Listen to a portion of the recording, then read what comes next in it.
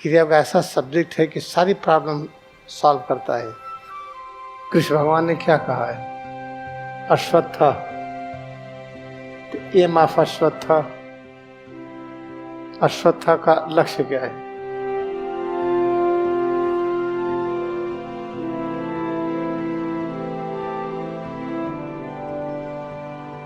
अभी तक हम लोग ये समझते रहे, पढ़ते रहे हैं, aim of human life, aim of Mankind.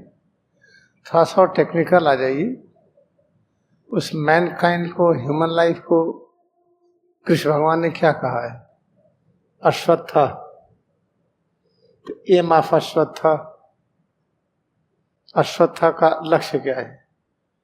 जैसे ये सेल फोन है, इसका लक्ष्य क्या है? ऐसे ही ह्यूमन लाइफ, अश्वत्था का रूप कैसे दिया गया है? श्रीमद् भगवद गीता के 15वें चैप्टर के पहले श्लोक में अश्वत्था के बारे में है। ऐसी वो सारी रचनाएं जिसकी जड़ ऊपर हो, शाखाएं नीचे हो। आप खोज डालिए रचनाओं में, ऊर्जा की तरंगे, अणु परमाणु, वनस्पति जगत, जंतु जगत और हम लोग, और जिसको देवी देवता कहते हैं, ये 5 रचनाएं हैं। राक्षस नहीं होते हैं। राक्षस की हम कल्पना तब करते हैं जब राग द्वेष की शक्ति जगती है। जब द्वेष जगेगा तो राक्षस दिखाई पड़ेंगे, और राग से जब विशिष्ट राग होगा जिसको वैराग कहते हैं।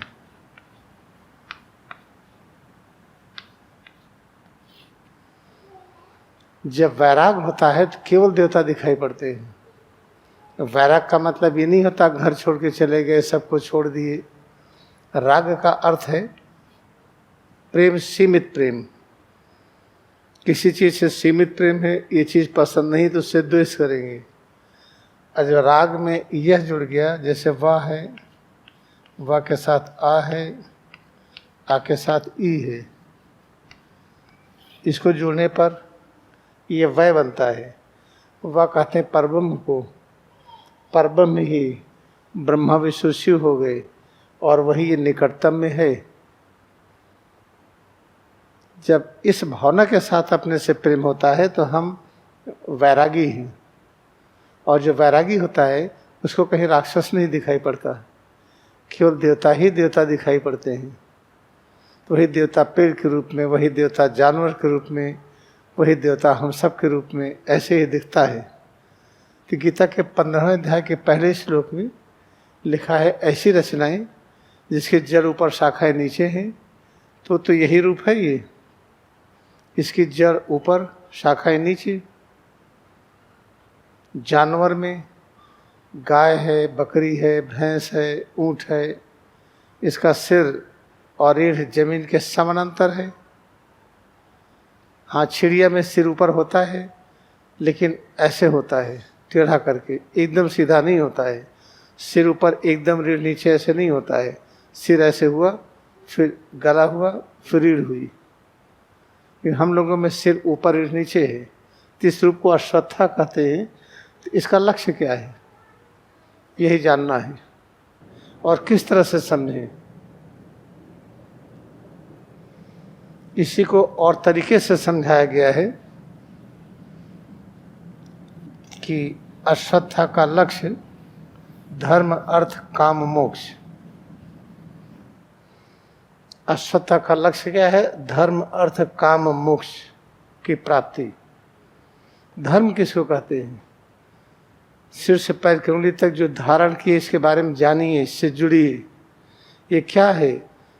इसमें एकाग्रता बढ़ाइए तो पता चलेगा छोटा से छोटा है निराकार, और बड़ा से बड़ा है साकार। तो धर्म कहते हैं जोड़ने को। जब इससे जुड़ जाते हैं तो क्या पता चलता? अर्थ।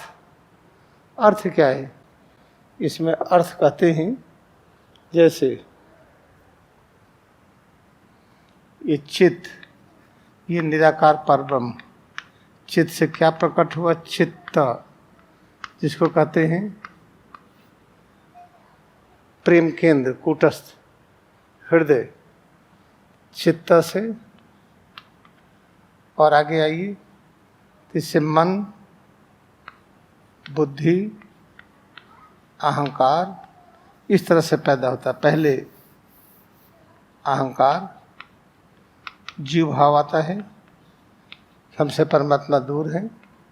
फिर बुद्धि और मन इसको समझाने आती है, नहीं ऐसा नहीं है। तो मन, बुद्धि, चित्त, अहंकार ये 4 हुए। इसके बाद फिर 10 इंद्रियां होती हैं।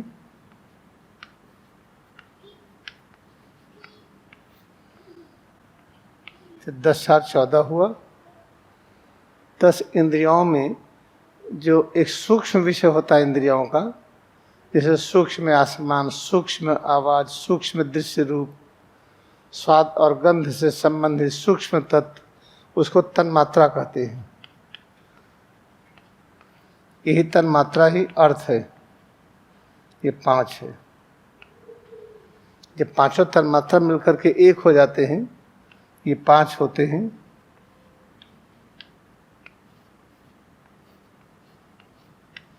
तो इसी को अर्थ कहते हैं।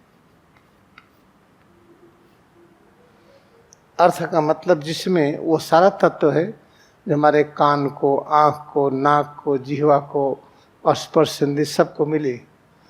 तो लक्ष्य क्या है? धर्म जुड़ना।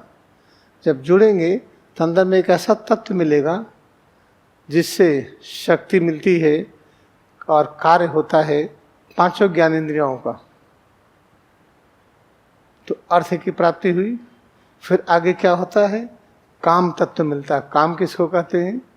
जब हमारा मन इंद्रियों से जुड़ करके विषय की अनुभूति जो करता है, जो अनुभूति हुई वो काम शक्ति है। वो जिह्वा पर मिर्चा रखा, तीता लगा, तो तीते की अनुभूति वही काम शक्ति हो गई। जिह्वा पर गुड़ रखा, चीनी रखा, मीठा लगा, नींबू रखा, खट्टा लगा। तो जो इंद्रियों के तल पर भिन्न भिन्न अनुभूतियाँ होती हैं वह है काम। तो हमें, हमारा लक्ष्य क्या है? धर्म की प्राप्ति। हम अपने से जुड़ना सीखें और जुड़ करके कहाँ तक जुड़े जो हमें अर्थ मिले। अर्थ कौन सी चीज़ है? अंदर में एक ऐसी शक्ति होती है, एक ऐसा तत्व है जब उससे जुड़ते हैं तो वहीं से 5 ज्ञानेंद्रियों की एक साथ शक्ति आती है। अभी तो आँखों की शक्ति देखने से है, कान की शक्ति सुनने से पता चलती है, जिह्वा का स्वाद, नाक की गंध और स्पर्श इंद्रिय का छूने से स्पर्श इंद्रिय का एक ऐसे तत्व मिलेगा जिससे जुड़ने पर 5 ज्ञानेंद्रियों को एक साथ शक्ति मिलती है। वो अर्थ है। तो धर्म की प्राप्ति, अर्थ की प्राप्ति, फिर काम की प्राप्ति हुई। काम की प्राप्ति जैसे जो चीज़ स्वाद नहीं ले पाते थे वो भी स्वाद ले लेते हैं।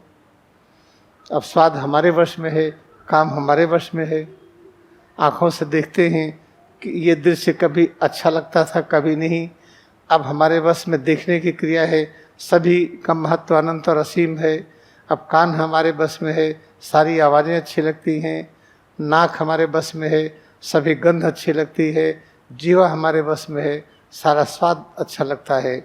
सब स्पर्श हमारे बस में है, सारी स्पर्श क्रिया आनंद है, ज्ञान है, शक्ति है। इस तरह से काम की प्राप्ति हो गई। तब इसके बाद होता है मोक्ष। मोक्ष क्या? फिर मुक्तावस्था आती है। फिर एक ऐसी स्थिति आती है कि हमें हवा की आवश्यकता नहीं।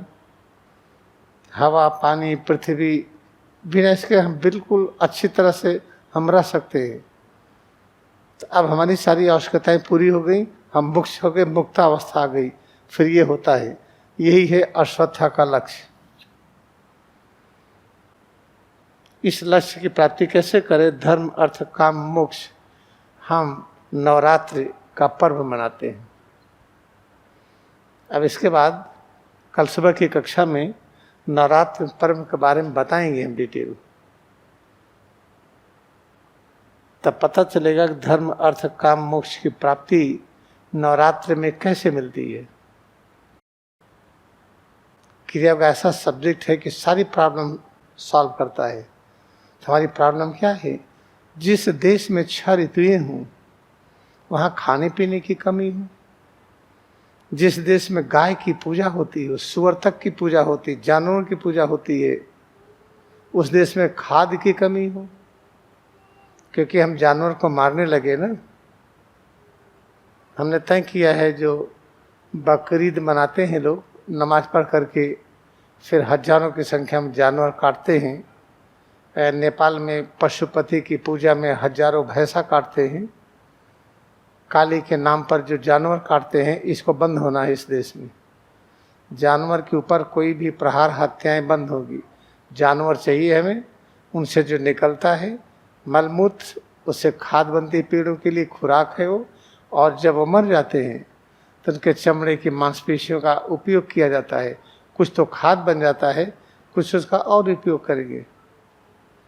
जीते जी जानवर को मार करके उसकी खाल जीते जी खींच करके हम मुलायम पर्स लेकर के चलेंगे, क्या जरूरत है लेके चलने की। अरे वैज्ञानिक अनुसंधान करिए, तब मरे हुए जानवर के चमड़े का भी मुलायम पर्स बना सकते हैं। अगर हम पत्थर को पिघला करके मुलायम कर सकते हैं, तो मरे हुए जानवर की खाल को, स्किन को हम क्यों नहीं ट्रीटमेंट दे करके मुलायम कर सकते हैं। नहीं, हमको तो बछड़ा चाहिए। जो पैदा हो जाते हैं उन गाय के बच्चों को अलग अंधेरे में रखते हैं, थोड़ा बड़े हो जाते हैं, उनके बाद उबलता पानी डालते हैं, वो चिल्लाते हैं, फिर जीते जी उनका चमड़ा खींच लेते हैं। उससे क्या बनती है? जो मैडम लोग पर्स लेके चलते हैं मुलायम, या आदमी लोग जो जूता पहनते हैं मुलायम, जो सदरी पहनते हैं चमड़े की। इस पृथ्वी से जानवरों के ऊपर अत्याचार रुकना है। कैसे रुकेगा? हम सबके कृतित्व से। हम सब इतना अच्छा अभ्यास करें, याद रखिएगा, गारंटी के साथ, केवल भारत देश से ही नहीं, पूरे विश्व में ये नियम लागू हो जाएगा। अगर हम लोग ये नहीं कर सकते हैं तो हम लोगों की गलती है ये, याद रखिएगा, किसी को दोष मत दीजिएगा। ये था इस अश्वत्था का एम। फिर आपसे मिलेंगे कल। This is the aim of Ashwattha. We are going to meet tomorrow morning.